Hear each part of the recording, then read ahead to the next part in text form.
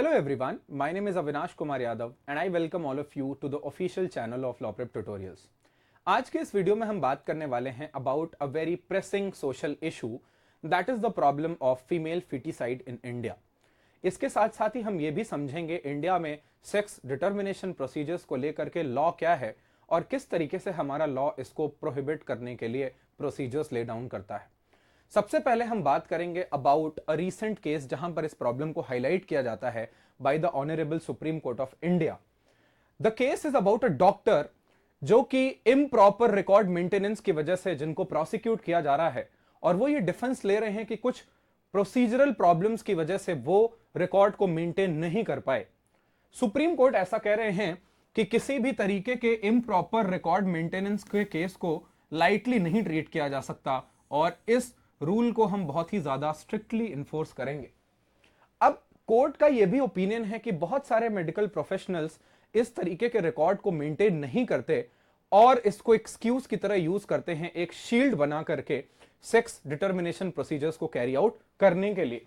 Supreme court ने यह भी ऑब्जर्व किया है कि इंडिया में एक पैट्रियार्कल प्रेफरेंस है लोगों की अबाउट अ मेल चाइल्ड जो कि लोगों के माइंडसेट में बहुत ही डीपली रूटेड है एंड इस प्रॉब्लम को टैकल करने के लिए इस तरीके से स्ट्रिक्टली लॉ को इंटरप्रेट करना इंपॉर्टेंट है। अब हम आगे चलते हैं, सबसे पहले लॉ को समझते हैं कि कौन सा लॉ यहां पे ब्रेक किया गया है। सबसे पहले तो जो पीसीपीएन डीटी एक्ट है इसके बारे में हम बात करने वाले हैं अभी, वो मैंडेटरी रिकॉर्ड रिटेंशन के बारे में बात करता है कि हर एक ऐसा क्लिनिक जो किसी तरीके का अल्ट्रासाउंड कैरी आउट करता है किसी भी केस में जेनेटिक एबनॉर्मेलिटी को डिटेक्ट करने के लिए उनको रिकॉर्ड को प्रॉपरली मेंटेन करना पड़ेगा।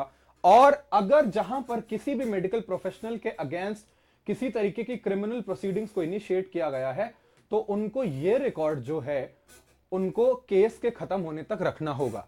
ओरिजिनली जो रूल है कि आपको ये रिकॉर्ड 2 साल तक मेंटेन करना पड़ेगा from the date when such medical procedure was carried out.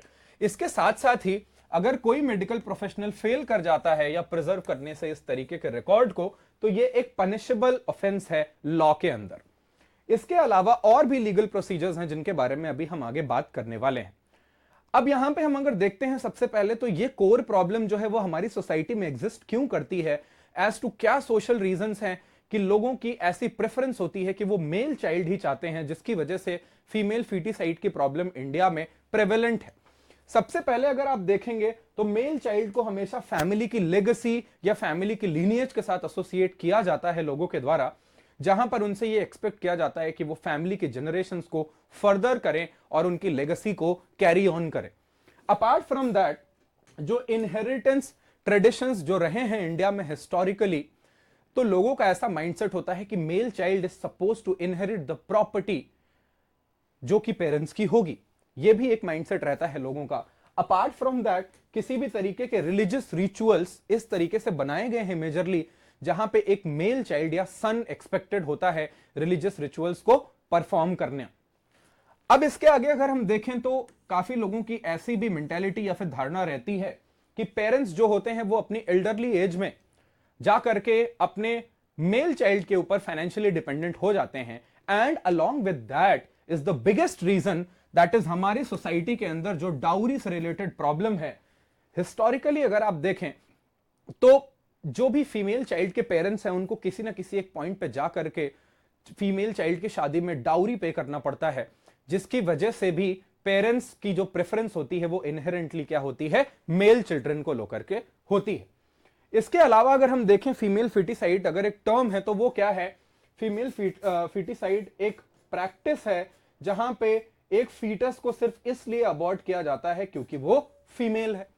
किसी भी स्टेज पर अगर ये डिटेक्ट कर लिया जाता है कि what is going to be the sex of the child तो पेरेंट्स ऐसे केस में क्या करते हैं, अबॉर्ट करवाते हैं यहां पे फीटस को। अब ये प्रॉब्लम जो है ये इक्वालिटी के अगेंस्ट है, जेंडर डिस्क्रिमिनेशन को स्ट्रेंथन करती है, इसके साथ साथ ही पॉपुलेशन बैलेंस को क्या करती है, डिस्टर्ब करती है, और ये सबसे ज्यादा सीरियस फॉर्म्स ऑफ डिस्क्रिमिनेशन या वायलेंस में से एक है अगर हम विमेन के अगेंस्ट बात करें तो, राइट। अगर तो so this is also written here कि जो फीमेल फिटिसाइड की प्रॉब्लम है this is the most serious और extreme form of violence against women जो कि हमें देखने को मिलता है। अब लॉ के बारे में अगर हम बात करते हैं, पीसीपीएनडीटी एक्ट ऑफ 1994 ये क्या कहता है? सबसे पहले इसका फुल फॉर्म हम देखते हैं, that is pre conception and pre natal diagnostic techniques prohibition of sex selection act. ये जो लॉ है इसलिए बनाया गया है जिससे किसी भी तरीके की टेक्नोलॉजी को मिसयूज नहीं किया जाए सेक्स डिटरमाइन करने के लिए। अब सबसे पहले ये लॉ जो है वो सिर्फ और सिर्फ प्री नेटल डायग्नोस्टिक स्टेज पर एप्लीकेबल होता था, बट अगर हम यहां देखें 2003 के अमेंडमेंट ने इसको प्री कंसेप्शन स्टेज के लिए भी क्या किया है, ऐड किया है। Now pre conception stage generally refer करता है to any stage before pregnancy, and अगर इसके बारे में हम बात करें pre natal diagnostic technique, this is during pregnancy. So pregnancy के दौरान या फिर उससे पहले अगर किसी भी तरीके का ऐसा टेस्ट कंडक्ट करवाया जाता है जिससे सेक्स डिटरमाइन करने की कोशिश की जा रही है जो चाइल्ड होने वाला है, तो उसको प्रोहिबिट किया गया है इस लॉ के अंदर, और मैकेनिज्म्स बनाए गए हैं इंश्योर करने के लिए कि किसी भी तरीके की फीमेल फीटिसाइड की प्रैक्टिस को नहीं किया जा रहा है। सबसे पहले इसके इंपॉर्टेंट सेक्शंस देखते हैं। सेक्शन 3A क्या बात करता है? ये प्रोहिबिट करता है सेक्स सिलेक्शन को कंसेप्शन से पहले या फिर कंसेप्शन के बाद। Conception term here generally refers to pregnancy. Section 4 के बारे में बात करते हैं। सेक्शन 4 क्या करता है? प्रीनेटल टेस्ट को अलाउ करता है बट सिर्फ जेनेटिकल एबनॉर्मेलिटीज को टेस्ट करने के लिए, कि कोई भी चाइल्ड है क्या वो जेनेटिक एबनॉर्मेलिटीज के साथ पैदा होगा, इस पर्पस के लिए क्या किया गया है, टेस्टिंग को यहां पे अलाउ किया गया है, but not for the purpose of sex determination. Section 5 कहता है कि जिस भी प्रेग्नेंट वुमन की बॉडी पर ये टेस्ट कंडक्ट करवाया जा रहा है उनका रिटन कंसेंट होना मैंडेटरी है, कंपलसरी है। Section 6 complete ban lay down करता है किसी भी तरीके के सेक्स डिटर्मिनेशन पे। इसी आगे अगर हम देखेंगे तो सेक्शन 22 कहता है किसी भी तरीके के एडवर्टीजमेंट्स जो सेक्स डिटर्मिनेशन के बारे में है या उससे रिलेटेड टेक्नोलॉजी के बारे में है उन पे कंप्लीट बैन लगाया गया है यहां। सेक्शन 23 बात करता है कि क्या पनिशमेंट होगी अगर वायलेशंस होते हैं इन सारे रूल्स एंड रेगुलेशंस के केस में। तब अब आगे अगर हम देखते हैं पनिशमेंट क्या है पीसीपीएनडीटी एक्ट के अंदर, अगर पहली बार कोई ऑफेंस करते हैं तो 3 साल तक की जेल हो सकती है और उसके साथ साथ ही 10,000 रुपीज तक फाइन लगाई जा सकती है। अगर कोई रिपीटेड ऑफेंडर है तो उस केस में 5 साल तक की सजा और इससे भी ज्यादा हायर फाइन्स इंपोज किए जा सकते हैं। डॉक्टर्स के केस में जो भी मेडिकल प्रोफेशनल इसको फैसिलिटेट कर रहे होंगे इस तरीके के टेस्ट को, उनका लाइसेंस सस्पेंड किया जा सकता है और उसके साथ साथ ही उनका मेडिकल रजिस्ट्रेशन भी क्या किया जा सकता है, सस्पेंड या फिर कैंसिल किया जा सकता है। अब आगे अगर हम देखें इंडिया का कॉन्स्टिट्यूशन या कॉन्स्टिट्यूशनल पर्सपेक्टिव से अगर हम समझें इस प्रॉब्लम को, so any incident of female foeticide will be a violation of article 14, that is article 14 that is equality before law. तो कोई भी इस तरीके का एक्ट होता है क्योंकि यहां पे डिस्क्रिमिनेशन हो रहा है solely on the basis of sex, तो ये क्या होगा, ये आर्टिकल 14 का वायलेशन होगा। आर्टिकल 15 के बारे में अगर हम लोग बात करते हैं, article 15 says that there shall be no discrimination solely on the basis of sex and other factors. Sex उनमें से एक फैक्टर्स है। तो अगर हम देखें तो फीमेल फीटिसाइड, अभी हमने ये सीखा that it is the most violent form और most extreme form of discrimination जो कि हमें देखने को मिलता है, because here in this case the female child is not even being allowed to be born, and यहां पे this is against article 21 that is right to life and dignity. अब ये देखें तो female feticide violates the constitutional promise of equality, और इन सारे provisions को क्या करता है, कोई भी इंसिडेंट वायलेट करता है। अगर हम इंडिया में चाइल्ड सेक्स रेशियो के बारे में बात करें जो कि डेटा है हमारे पास, सो 1991 के अंदर 945 फीमेल देखने को मिलते हैं हमें पर 1000 मेल चाइल्ड। ये आप देखोगे तो धीरे धीरे करके डिक्रीज होता है 2001 में, जहां पे हमें 927 देखने को मिलते हैं फीमेल चाइल्ड पर 1000 मेल चाइल्ड। 2011 में और फर्दर डिक्रीज हमें देखने को मिलता है 919, एंड जो रीसेंट सर्वे है या रीसेंट डेटा के according the number is 929, but still जो बायोलॉजिकल स्टैंडर्ड्स हैं उनके हिसाब से this is not healthy.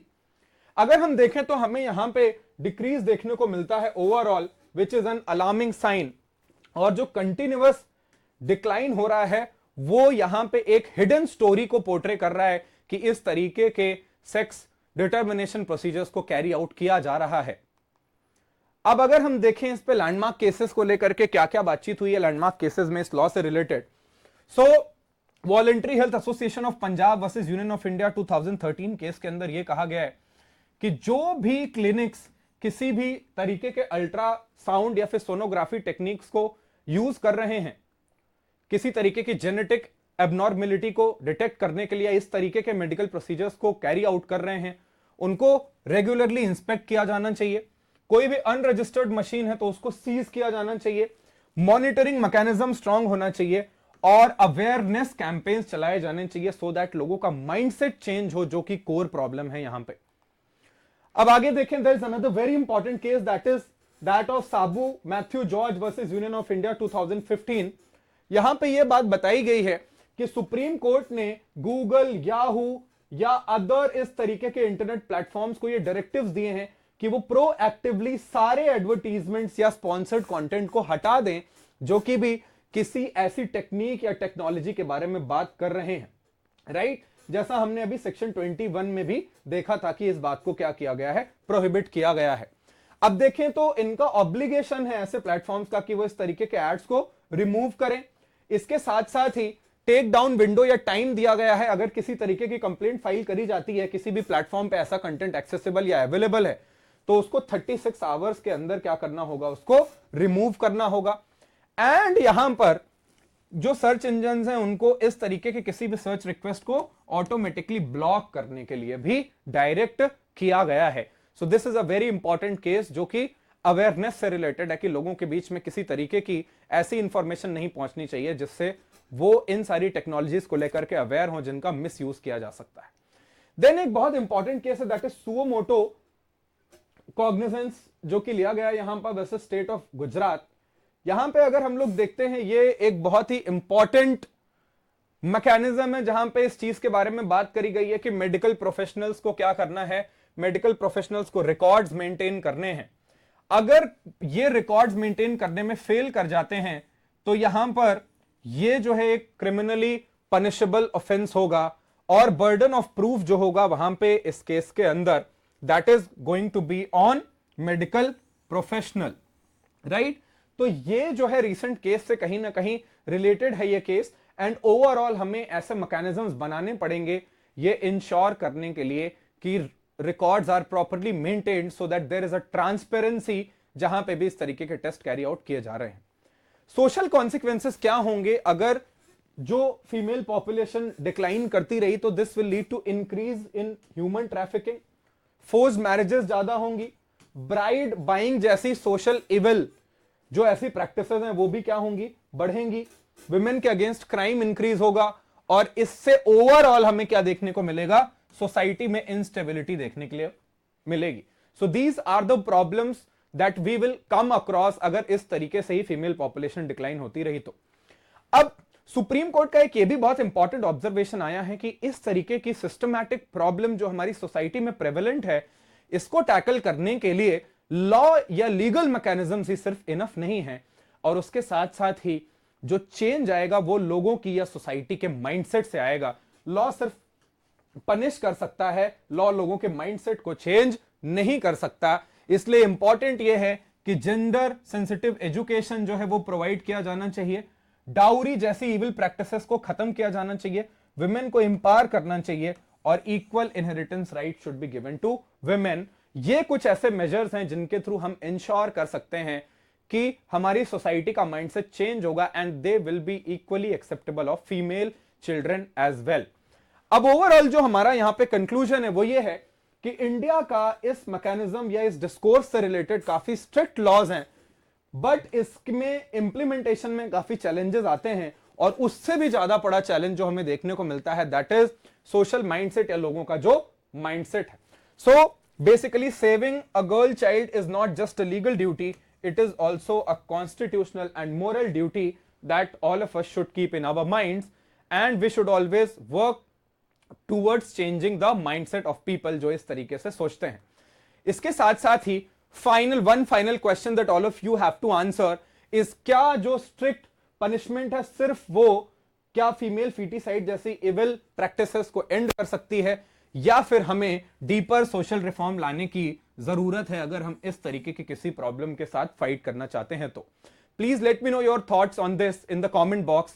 Thank you so much.